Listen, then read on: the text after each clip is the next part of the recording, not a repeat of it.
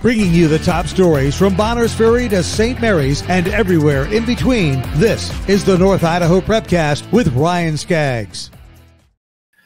That's right. Another edition of the North Idaho Prepcast on IdahoSports.com, your weekly roundup of everything going on in Districts 1 and 2 up north in Idaho. Brandon Baney is always joined by Ryan Scaggs. Ryan, what's going on? Not too much. How you doing today? Yeah, doing good. Let's just get right into it because there's a lot of meat on the bone today.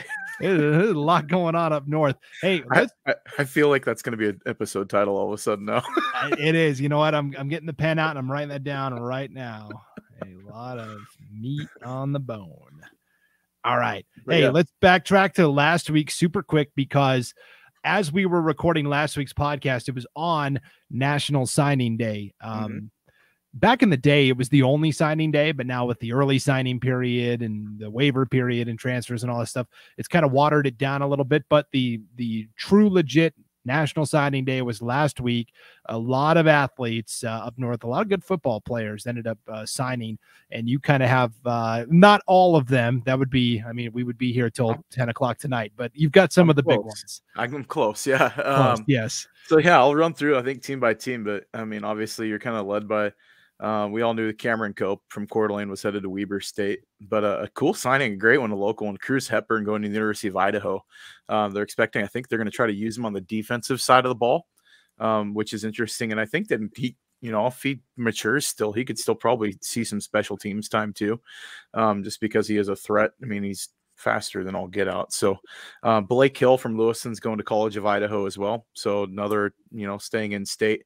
Wyatt Sanford, Jackson Washington, and Gunnar Julio are all the trios headed to Carroll College, which is a great get by the Saints. I think that's an awesome group of guys to get. And I know there's still a few offers floating around out there for a couple more Coeur d'Alene kids that could be heading that way. We'll see what happens. But Noah Niemela signed with Arizona Christian. So, another Coeur d'Alene kid headed to play college. Sandpoint's Luke McCorkle signed with Whitworth University, as did Carson Tucker from Post Falls.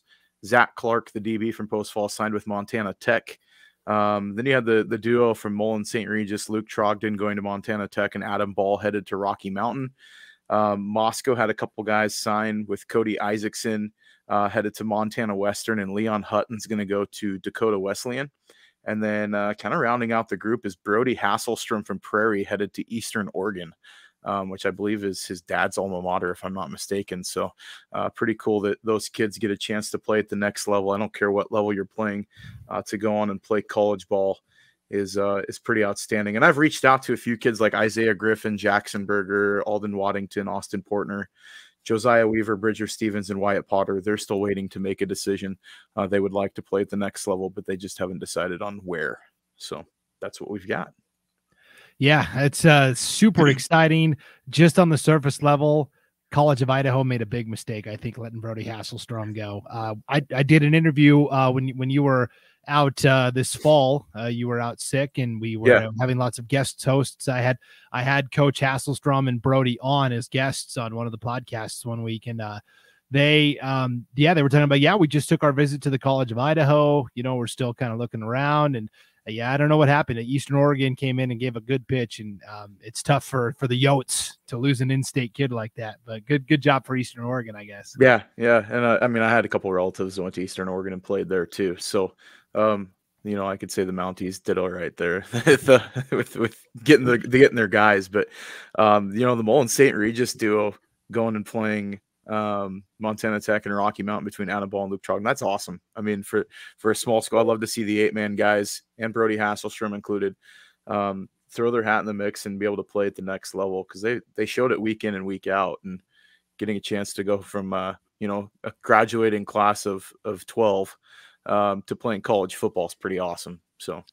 Yeah, and Cruz Hepburn going to Idaho with the old coaching staff. I'm not sure that happens, to be honest. The kids in Idaho have been neglected for far too long by both the Vandals and Idaho State, and both with new coaching staffs have done a great job of making that a renewed commitment to getting some of those players. So. And Coach Eck showing up late in the game in the recruiting arena and getting a top 10 class in the FCS is outstanding. And I'll say Idaho State's recruiting class is right up there too. They got some studs, especially, you get the likes of like Tiger Adolfo and stuff like that. There's those dudes that are heading around, and the big name kids are now looking at the in-state schools, which is awesome to see. So, I see that continuing, and just talking to a couple of coaches, and with them getting the Vandals bringing in Thomas Ford, I think that's going to bring in a Pacific Northwest pipeline into Moscow. And I really see the Vandals. They're going to turn the tide pretty dang quick with that staff. Yeah, it's been a big turnaround already in just a very short amount of time. The Coeur d'Alene Press had a nice chat with Coach Eck while he was swinging through on the recruiting trail. It was a good read this week. You can check that out at CDA-Post.com. Okay, let's move. Gunnar Julio going to play college football, but until that happens, he's still eyeing in on some wrestling hardware and wrestling action. We're getting towards the very end of the regular season, Ryan. Yeah, so the last date on the schedule for Coeur d'Alene and Post Falls, they're going to be wrestling tomorrow at Coeur d'Alene. The winner of that obviously will take the de facto league championship, which, I mean, in a head-to-head duel, I know that they really care about state. That's really what matters to both those programs. But Coach Reardon's Trojans group, they're rolling. They're starting to peak at the right time later in the year. I know that there was some question marks in their lineup with how young they were. But they've been on a tear lately, and Coeur d'Alene's just been consistent, and they've been getting healthier and healthier. And both those teams, I think, are going to make a push to the podium at state. Coeur d'Alene, especially, if they can have a strong showing at districts, and if they can get a couple guys per weight class, might be able to do some damage and close that distance between them and Meridian, and possibly getting a state title. So, I mean, I'd love to see Gunnar get that 4th title too. That's awesome. They've got Rylan Rogers, who's head and shoulders the best wrestler in the state of Idaho. But for making those steps in what they've done, both programs, I mean, hats off to both coaching staffs, because, I think everybody knew Coeur d'Alene was going to be good, and I think that they are a definite title contender. I don't think Post Falls got the notoriety early, but, Coach Reardon and his crew, they are doing a great job with that young Trojans team. And they have the history too. I mean, just program pedigree. Nobody can match it in 5A wrestling with what Post Falls has accomplished. So yeah, that's going to be a huge duel, and that's tomorrow night. Tomorrow night. Coeur d'Alene High School. Thursday night, the 10th. We're recording this on Wednesday, February 9th. Let's check in now on your North Idaho 9. This is a feature we do every week on IdahoSports.com, where Ryan weighs in with his 9 best boys and girls basketball teams. The 9 best boys teams, the 9 best girls team. Doesn't matter what classification. These are his personal power rankings of the 9 best teams up north. The North Idaho 9, or as we're discovering sometimes, Ryan, the North Idaho 9+1. The asterisk. Throw the asterisk in there. Yeah.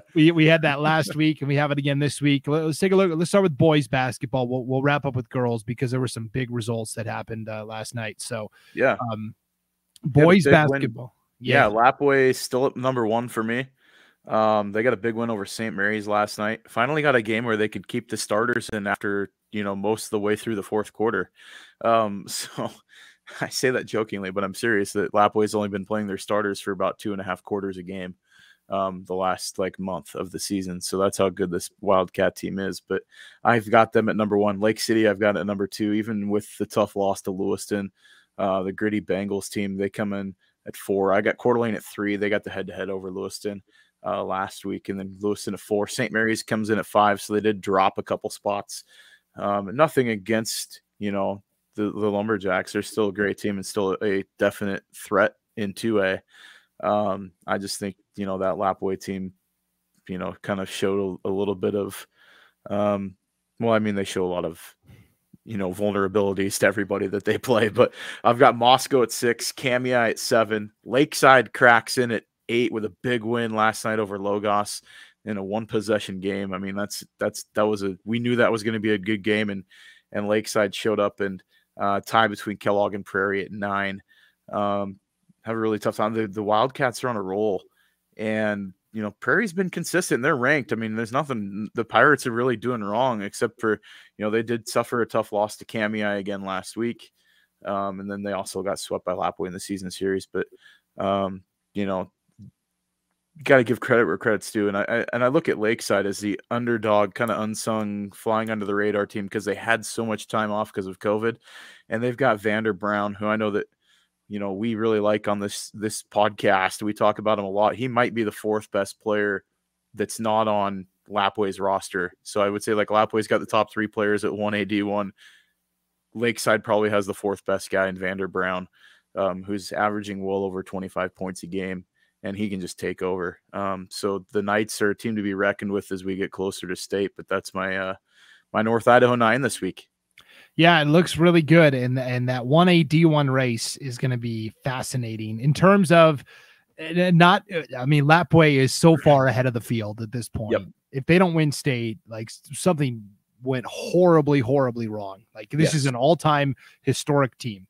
But the race for the other spots is more intriguing than any other level up north, because in their own district, you've got Kamei at 10-3, Prairie at 9-4, Logos at 8-5. They're all right there within 2 games of each other. Only the top 2 from districts are guaranteed to get to state. Whoever takes third out of that group will have to play more than likely Lakeside in a play-in game. And, we talked earlier in the season. Yeah, I'm not sure that anyone from District 1 has what it takes to take out the third place team from District 3. I've been saying Lakeside all year. Yeah. I've been sticking to my guns. Yeah, so it's weird how it's shifted now, where we thought on both the girls and the boys, White Pine League is going to get 3 teams to state easy. And now it's with the Wallace girls and the Lakeside boys, that's actually going to be Lakeside girls. Yeah, they split with Wallace. So yeah, I mean they're right there too. So as Lee Corso would say, not so fast, my friend. I think that the scales are balancing a little bit. I mean, you take out the outliers of Lapway and I think the Prairie and Lapway girls, and you look at the whole picture, it's pretty dang balanced. And so, I mean, if you get a play-in game between Prairie or Logos or Kamei and Lakeside, I mean, that's a state semifinal game in my book. And one of those teams is going to go home. Yeah, it's too bad. It's the way it goes. I know another podcast for another day, but yeah. Yes, that has been getting a lot of traction on Twitter last week, possibly expanding the state playoffs. Now, this is not anything that's on the radar of the IHSAA. This is just fan talk, but there's a lot of momentum for that movement to try and make sure we get the 8 best teams of state. And that's an off-season podcast for sure. And maybe we'll make a post on that. A friendly reminder, sportsboards.com. That's the online message boards where fans can go and mix it up. It's really starting to heat up. We're getting a lot of good posts, a lot of good quality content. I don't know if you saw what's going on at Highland High School with their boys. Oh boy. That's been a hot topic on the boards today. So I can only imagine. Yeah, weigh in. It's super easy. It's totally free to create a username. And we're on there talking. If you want to talk to myself or Paul Kingsbury or any of the Idaho State or IdahoSports.com people, we're all on there. It's a lot. It's a good way for fans to interact. So sportsboards.com. Go get signed up and weigh in on all the hot topics. So it's gonna be a lot of fun. The one thing that we're noticing too in the boys' side, is that we're starting to see our district seeds kind of shuffle out. Now we're starting to be able to pick our favorites. Obviously, we said last week in the Prepcast that this week was going to be a pretty telling week. The next 10 days, we're going to find out a lot about what we're going to see headed towards state, and I think we're starting to see that with Kamei beating Prairie again, and then you got the Lakeside Logos game last night that was an excellent ball game. And then we had, obviously on the girls' side, you get a 1-point game between Wallace and Lakeside. So, last week in their matchup, and they're going to play again at NIC for the district championship on the girls' side. So there's just a bunch of stuff going on that we're starting to see things shake out. But on the 5A side, Lake City's the number 1 seed. I mean, head far and away. I think they've kind of distanced themselves, even with the loss to Lewiston. And they got some help from Coeur d'Alene behind them. Which I think kind of helped shuffle the seeding a little bit more even. And now they're just playing the 4A schedule to wrap out the regular season. But the 4As will be interesting because, Lakeland beat Sandpoint, in the head-to-head in the season. And then Moscow's got the 1 seed still, but Lakeland's making a run. And so it'll be interesting to see if the Hawks can step in there and maybe sneak a game from the Bears and, make the district race a little bit tighter. I think the Hawks aren't a bad team by any means. They play great defense. So, you know, there's a great story that was posted on Twitter that I retweeted about Kason Lautzenheiser and how good he is on defense for the Hawks. And so I think the 4A race is definitely going to be heating up as we head towards district time on the boys' side. Yeah, a lot of the top seeds are locked in, like you said. In the 5A, Lake City is the 1, Coeur d'Alene is the 2, Lewiston is the 3. That's pretty much set. 3A, Kellogg only has 1 game left, so they will be the regular season champs. They'll be the number 1 seeded districts in the IML. St. Mary's is the 1 seed for the 2As, and we just talked about the 1As.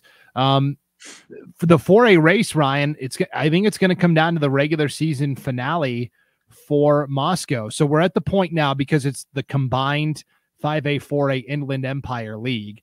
Yep. We're at the point now where all of the 4As are shoehorning in those games against the 5As, right? Yep. Like if you look at Moscow, what do they have left? Well, they've got the 5As. I think they've got Coeur d'Alene tonight. Yeah. Yes, Coeur d'Alene tonight, Lewiston Friday, and Post Falls Wednesday. Lakeland beat Post Falls last week, and that was a big win for the Hawks. That was the first win, I think, since 2004, I think was the last time that they beat Post Falls. So that was a huge win for Lakeland, getting that victory over the Trojans. Yeah, and so the way the standings are right now in the 4A IEL, Moscow is 4-1 in conference play. Lakeland just a game behind 3-2. And you have to figure that Moscow is probably not going to beat, you know, Coeur d'Alene or Lewiston. I just don't see it. It could happen, but it's not likely. So I think it all comes down to that Post Falls game. If Moscow wins that, they're the outright league champ. If they don't win that game against Post Falls, then they potentially could be tied with Lakeland, but they swept the Hawks in the regular season. So no matter how you slice it, Moscow is looking really good, to the point where for Lakeland to really make a run, they play Lewiston, Coeur d'Alene, and Lake City to wrap up their year. They would need to knock off one of those 5A powers, which is that's a tall order. Yeah, you've got to play the top. Basically, you're playing the top 5 schedule at 5A to round out your season. It's not a good draw for the Hawks to end the season. But you know, I mean, like I said, there's a lot to be said if they can play a couple tough games in there in that stretch, just to give a shot in the arm of confidence heading into districts. You never know what happens. We've seen weird things happen in the 4As, that you get some shockers. And so it wouldn't surprise me by any means if Lakeland, you know, they get into that 3-game series and Lakeland steals a game. I don't know, but it'll be definitely interesting to see how things shake up. The 4A, I think, is kind of the big question mark. The 3A too, to an extent. I don't really know if anybody really wants to win the 3A right now as much as they're playing beating up on one another. So, I mean, Kellogg has kind of distanced themselves a bit for the regular season title, but Priest River and Bonners Ferry are both pretty even in there too. And then, you know, so it'll be an interesting matchup as we hit districts on the boys' side. Well, and I felt so bad for Priest River. Monday night, they played Bonners Ferry and lost 68-52. So if you just look at the score, you go, oh, okay, Bonners Ferry clearly cemented themselves as the second best team. Well, right before the game, like game day, Priest River's best player, Trenton Krieger, had to be rushed to the hospital for an emergency appendectomy. Yep. Like, so, I mean, what do you do if you're Priest River? And despite that, they kept it pretty close. I mean, they lost by 16. That's pretty respectable without your go-to guy. Yeah, and I've been there with the emergency appendectomy, and you know, I don't want to write off. I don't know how bad the situation was, and hopefully it didn't rupture, because it 2 totally different things, just having it removed or having it rupture on the recovery scale. But you know, hope, you know, prayers are with Krieger, because like that's just sucks. But you know, like we look at Priest River and it's like, how do they recover for that? I mean, I don't want to say scratch them off the list, but maybe they get scrappy and they steal a game. You know, Bonners Ferry's out there. Timberlake stole a game too. And so, you know, it's not like Timberlake, you know, you look at them, it's not like they're like the basement dweller. They've got like 8 or 9 wins on the year. It's just that, you know, they haven't been able to kind of overcome the mountain against their league opponents other than the 1 league win. So, districts will be interesting to see if, you know, Bonners Ferry, I wouldn't be surprised if Bonners comes out of this and sneaks a district title. It wouldn't surprise me one bit.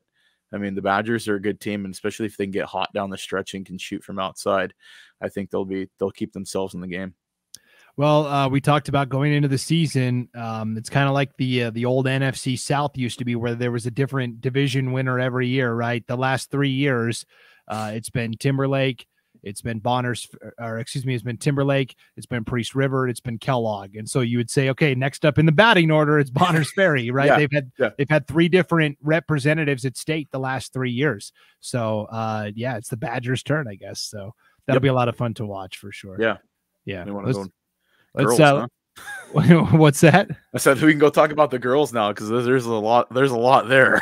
Oh man, there was some great action up north last night. Tuesday night, a couple of district title matchups that went the way I don't think people from outside the north thought they were going to go. Now maybe observers up north thought things would go differently, but let's just start with your North Idaho 9 for girls basketball. And a lot of these teams are moving on to state. Of course, not every team will get to move to state because of representation and all that garbage, but it's not garbage, but you can find us on sportsboards.com. Right. We'll have that discussion. So for the girls side, I've got Lake City at 1, Coeur d'Alene 2, Grangeville 3, Post Falls at 4. Which, I mean, you look at that, you got Coeur d'Alene to Post Falls playing in a loser out game to playing a play-in game is just, that's so tough, man. To see, because there's such good programs. Prairie at 5, Kellogg jumps up to 6, Lapway up at 7, Timberlake drops a couple spots to number 8, and Kendrick at number 9, and just missing the cut is Wallace and Lakeside, who actually just so happen to be playing, I believe, tomorrow. For the Scenic Idaho title. So, yeah. Get your popcorn ready. That's going to be that's going to be another day. The last time they played, it was a 1-point game. So, should be another great ball game between those two teams. Yeah. I think the biggest story to come out of last night's action actually was in the Intermountain League in the 3A district title.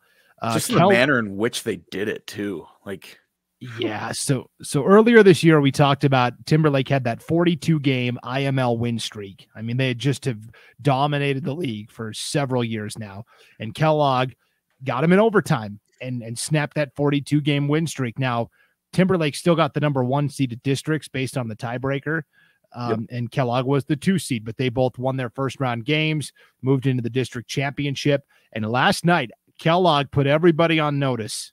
50-39, an 11-point victory over Timberlake. It's not often you hold Timberlake to below 40 points. So that was very impressive. Not at all. It was a very impressive outing by Kellogg to get that victory. And that was the first trip to state since 2010 for Kellogg. So first district title in a long time for them too. So congratulations to the Lady Wildcats. That's a great win over a really, really good Timberlake team that, still, I think both those teams are forces to be reckoned with. I don't think teams can really overlook either one of them anymore, especially Kellogg. The way they play down low with Haley Cheney is just absolutely a stud down low. And I don't know, she's a matchup nightmare for a lot of teams, especially if they don't have size that can match, what Kellogg brings to the lineup. So Kellogg is a pretty tall lineup with decent guard play. So they're going to be a matchup nightmare come the state tournament. And now Timberlake will have to play Bonners Ferry tonight at 6:00 in basically the second place game. Loser stays home for state. Winner advances to a state play-in game where they will play the third place team from District 3. And we talked about, that district, we thought maybe not quite up to par. The top 2 teams are Coal Valley Christian and Melba. They're playing in the championship game tomorrow night. But right now you've got New Plymouth and Ambrose playing tomorrow night as well. And the winner of that game will advance to the state play-in game to play either Timberlake or Bonners Ferry. If it's Timberlake, I would say Tigers fans, go ahead and book it. Because New Plymouth. 2A. Are you talking about 2A? Oh, yeah. Sorry. I was gonna say you're missing like Homedale, Payette, Fruitland. Yes. Yeah. Man, that was bad. Like, I got crossovers now. All right. How wild would that be? You have to play the 2A. No. Okay. Yes. We're getting to basketball realm there. So yes. Thank you for getting me back on track because there's a lot going on right now with I figured. Okay. Same scenario. They're playing the third place team from District 3. Fruitland and Parma are the top 2 teams. They're playing for the district title. Weiser is playing McCall Donnelly tomorrow night for third place, and the winner of that advances to the play-in game. Same deal. If you're a Timberlake fan, I'd go ahead and book it. I mean, I don't think, first of all, I think Weiser probably is the team that you'll be playing in the state play-in game. And I just don't see Weiser knocking off Timberlake. Timberlake's got just such, good coaching to start. And yeah, it's a lot of new faces, but guess what? They all had older sisters that played for Timberlake in recent memory. So they're part of the winning culture. These kids that are playing for Timberlake, not long ago, they were sitting in the stands watching Timberlake win state championships, so they saw the journey, either, like you said, sisters or cousins or whoever that were on the team. So there's a pedigree that kind of goes into it. And, you watch it, even an 11-point loss last night, the Timberlake team didn't really panic. And it's just, I think Kellogg was just being absolutely dominant in that game. I know that, I think it was Mark Nelke from the Coeur d'Alene Press was there. And he was kind of keeping us up to date on what was going on. But hats off to Kellogg, but Timberlake, they're going to be in the mix. And especially as athletic as they are, they're a dangerous team. But absolutely, I wouldn't say punch your ticket with absolutes there, because there's nothing absolute, but they're my favorite to still be winning that play-in game. And I like the North and all the play-in games this year. Yeah, so we'll keep an eye on that.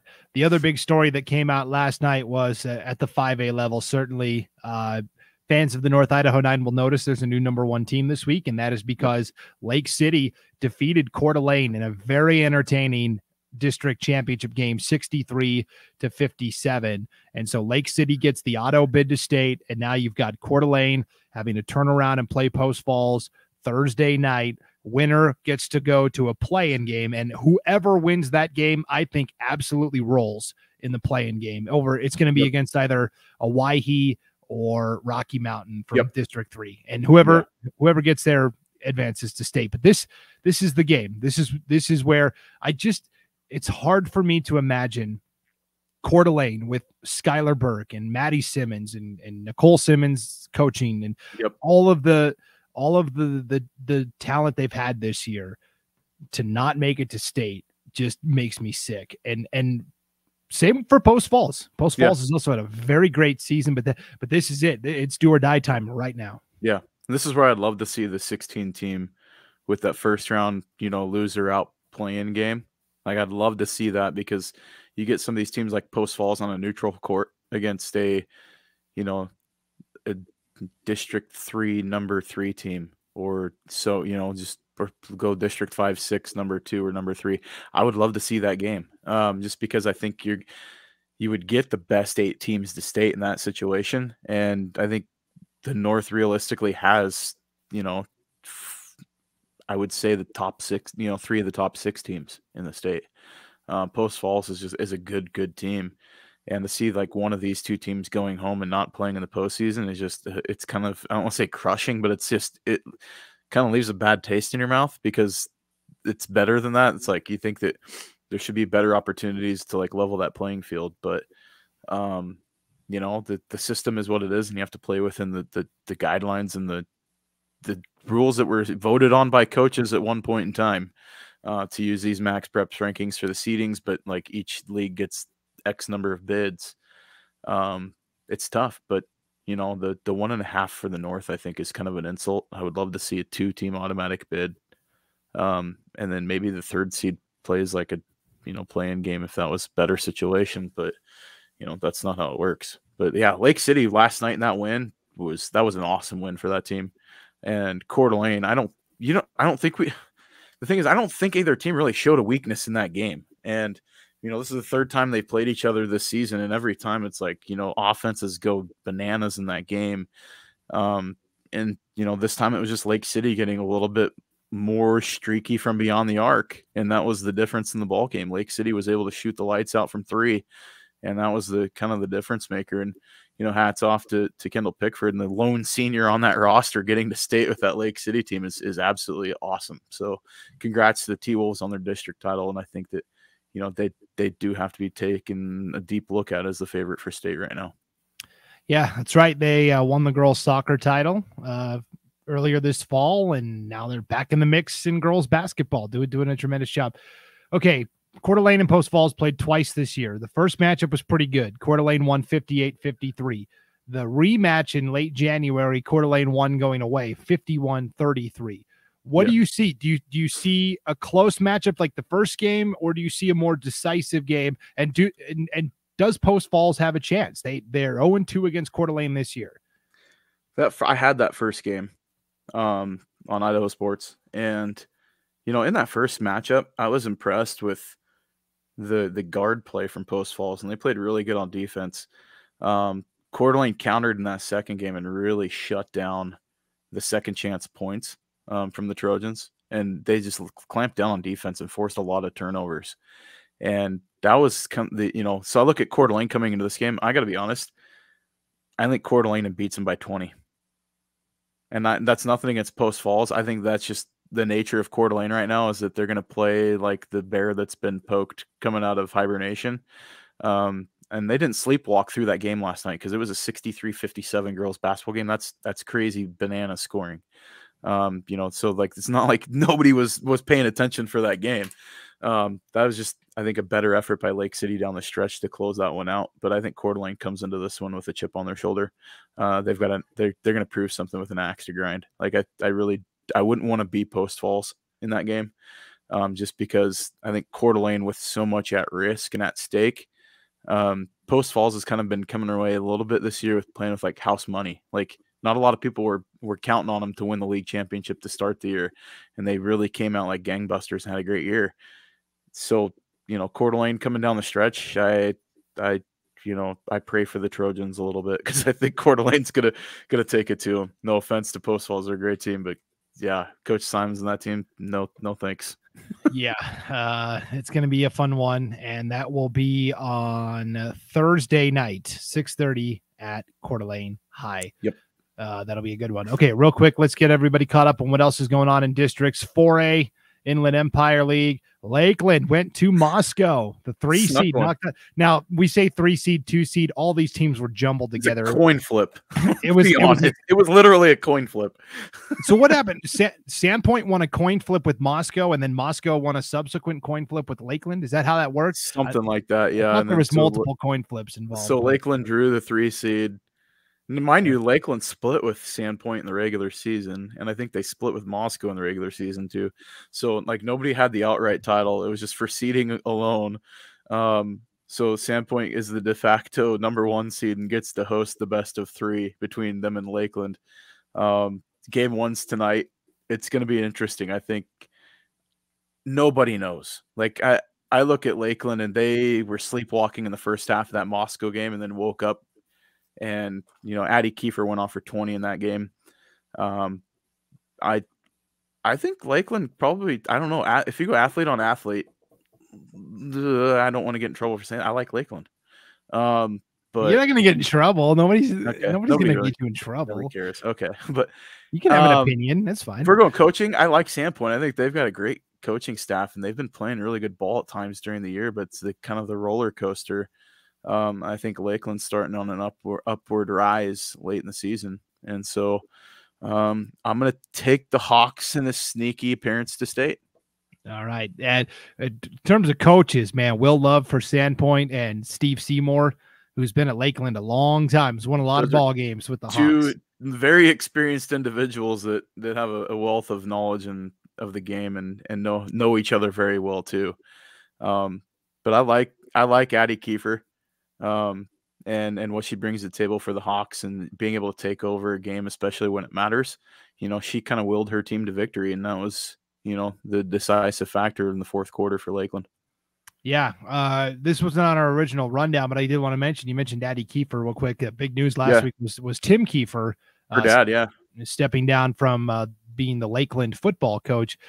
Tim took over for his father, Terry Kiefer. This is the first time since the 70s that there hasn't been a Kiefer that's coaching. There was a 1-year break in between Terry's first and second stint at Lakeland. And then, so yeah, it's been since I think 78 since Kiefer's been coaching at Lakeland. So, death, taxes, and Kiefer coaching Lakeland football. But I got a chance to coach with Tim for a few years, and just a great guy. I mean, I love the guy to death, and I got nothing bad to say about him. And I think he saw the timing of his kids are getting older, and Harrison graduated a couple of years ago. Addie graduates this year, and she's going to be playing college sports. And he sees the opportunity that he gets to be super fan. And, as a dad, I took the same route. My son got older and grew up as a little kid, and he's still little, but I wanted to be at home more. And it was an easy decision to be around and make that choice for family. So I'm never going to fault a parent to leave coaching to be with family. Like, that's family first. But no, he's a great guy. And I think, we always talk about leaving a program better than when you found it, and the Kiefers certainly did that with Lakeland. And he's leaving, some great talent there for whoever takes over next, whether it's Coach Atchison or whoever else they bring in from the outside.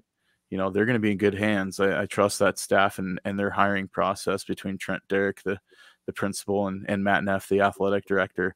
They're going to do the right thing and find the right person to lead that program moving forward. But that was a team that was leading the state champion through 3 quarters. So for football next year, I don't think that the Lakeland Hawks are going to be, hurting too bad next year. They return a lot of kids. So, yeah. Who Skyline, the 4A football champs this year, who gave Skyline their 2 toughest games? Sandpoint and Lakeland. That's right. That's right. That's right. But yeah, so congrats to Tim and stepping down. I won't fault him for that, and I wish him nothing but the best. He's a great guy and loves the game of football, and he loves his kids. And the players on his team mean a lot. We went through a lot. We lost a player after the 2017 season, and I think that you have something like that happen, it kind of brings things into perspective with your athletes. And I really saw him through that process, and the way he kind of didn't run from the situation and instead kind of circled the wagons and got everybody more drawn into what they were doing. And, I saw that, and I got an immense amount of respect for him through that whole process and how that worked. Yeah, one of the good ones for sure. And you kind of have this this changeover in terms of a lot, new faces coming into Lakeland. Matt Neff is in his first year as the athletic director. Tony Hanna, first year basketball coach, boys basketball. Phil Helbling's out at Moscow now too. So there's going to be a lot of new faces around in North Idaho in the next couple of years. So yeah.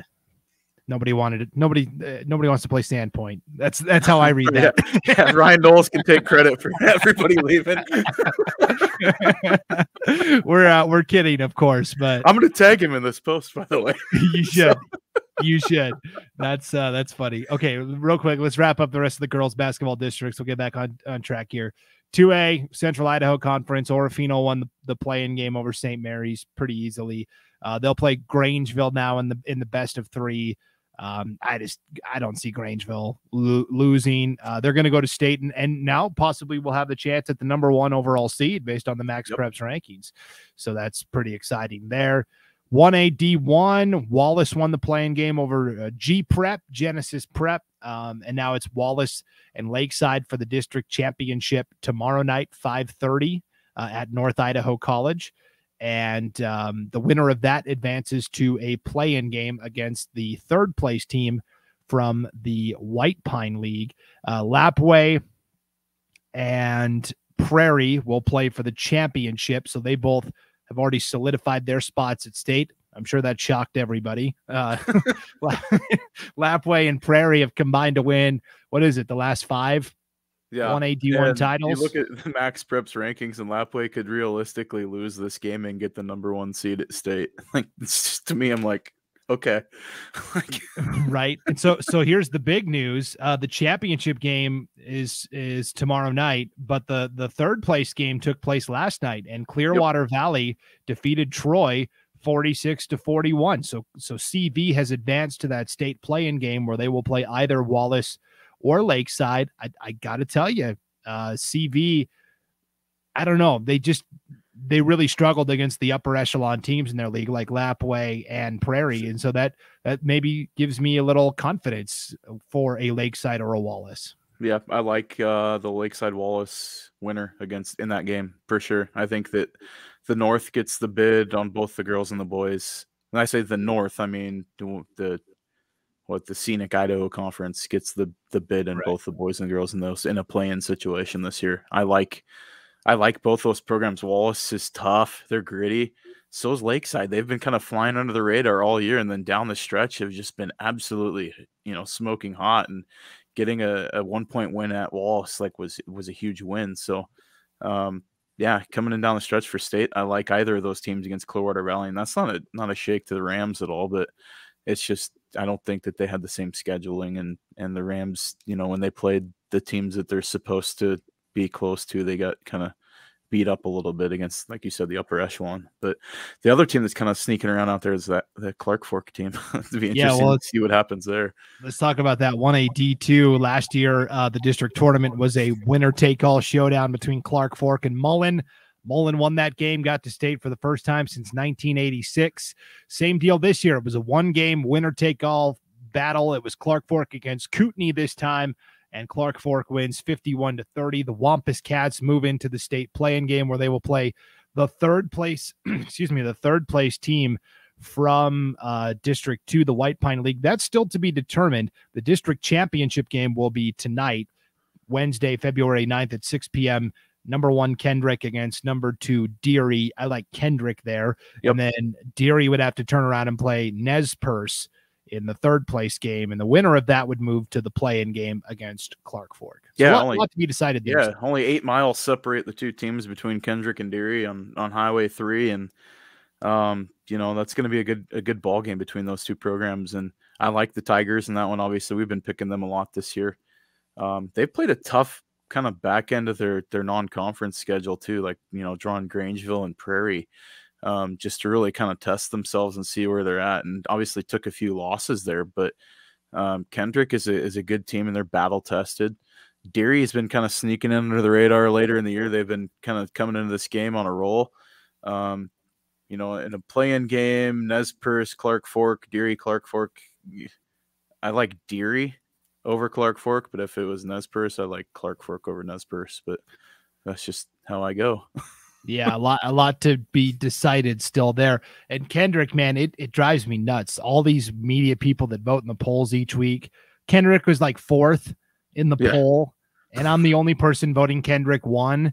And it's like, look at they're 17-5, and this team. But look who they've played.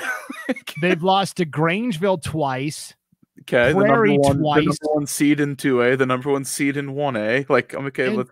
And then they lost to a team from New Jersey at their national tournament in Orlando, Florida, that they went to. It's like, what do you have to do? Yeah. You know what's going to happen? And the narrative, the quote unquote narrative at state is going to be, oh boy, this scrappy Kendrick team came out of nowhere. And you know what? The same thing happened last year. Kendrick got to state. Everybody underestimated them. They got all the way to the championship and were a bad quarter away from winning the thing with no seniors. Yeah. And the same thing's going to happen this year. And everyone's going to go, boy, Kendrick is better than we thought. No, you and I, Ron, we know how good Kendrick is. Everybody else is sleeping on him. So yeah, they're going to take a page out of the football team too and go back, and they're going to get state this year. And the boys basketball team might be threatening to do the same thing. So yes, we'll see. Yeah, it's a good time to be a Tiger. That's for sure. That's right. All right. Well, that'll do it for this week's edition of the North Idaho Prepcast on IdahoSports.com. Next week, we're going to do something a little bit different. We're going to do our state tournament preview special.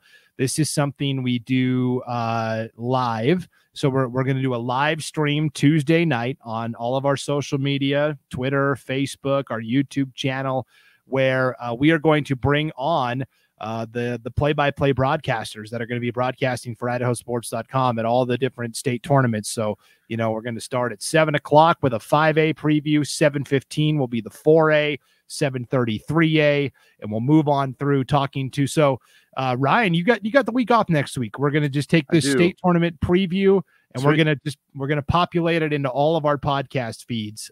Because I had a family commitment that I couldn't get out of, and that's okay. And so I won't be doing the state tournament for the girls' side this year, and I'm missing out because I would have had the 3A draw, which I was really looking forward to. But yeah, it's going to be a great tournament. I'm looking forward to what you guys are bringing next week, and I'll make sure that I'll have my my computer on and listening the whole entire time. So For sure. Ryan, I'm going to be broadcasting the 1A D1. So there's going to be you got a good draw. Yeah, Lapway, Prairie. Good games. Yeah. So I'm expecting you to text me with some little nuggets of info. I'll have to have Case Wynot's dad send you a t-shirt too.